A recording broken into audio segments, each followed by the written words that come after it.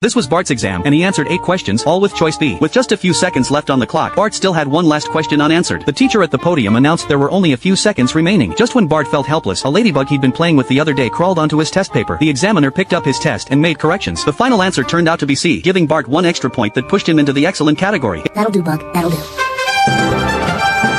It all started when Burns raised electricity rates by 17%. The government could no longer afford to fund so many schools, so they ordered every school to put students through a test. Whichever school scored the lowest would be shut down permanently. The testing department arrived at Springfield Elementary to carry out the exam.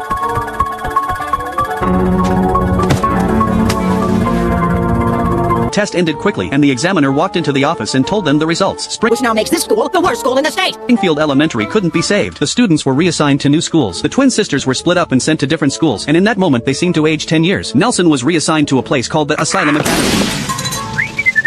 Bart told Lisa that he hadn't taken the test at all. He'd been playing with bugs the whole time. Lisa ran excitedly to the office to tell the teachers that someone still hadn't taken the exam. Oh, let it be Martin, let it be Martin. It's Bart. Oh. Homer pressed a button at the nuclear plant and wiped out all of Springfield. One day, while throwing a shot put at the smokestack, he accidentally nailed Ned Flanders instead. Oh, there's the frisbee.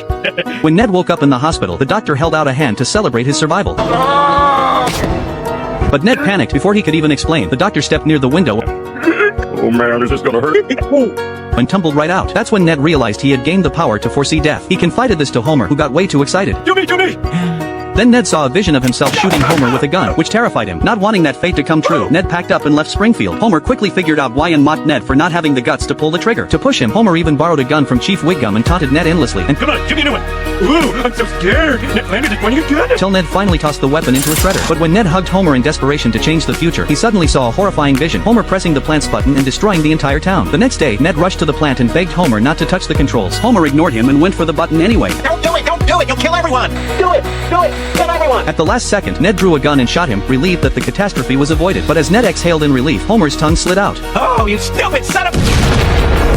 A woman thought her boyfriend was behind her, but she was killed by the shadow killer. The police only knew the killer had a beard, and when they were at a loss, Lisa and Bart were called in to investigate this strange case. The sheriff told Lisa they had already caught a suspect, a mysterious Indian man. At that moment, Citizen Maggie came and provided them with a murder weapon. Lisa took the weapon and found a shop where the owner immediately recognized the knife as his own, but he had sold it as a complete set of 7 knives. The owner asked Lisa and them to wait a moment, but the next second he was targeted and the killer escaped. Fortunately, the purchase records weren't taken by the killer. Lisa and Bart followed the trail and found the weapon's owner. Burns recognized the knife as his own, but he had already sold these swords long ago. Burns remembered the buyer was fat with a beard, just like the person standing in front of them.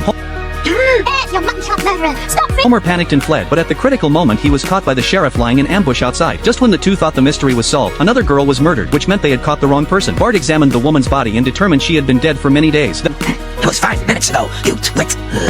Then Lisa pulled out the weapon, sniffed it, and figured out who the killer was. On the day of Homer's execution, Lisa stopped the sheriff, saying Homer was innocent because she had smelled eel pie on the murder weapon. Lots of people like eel pie.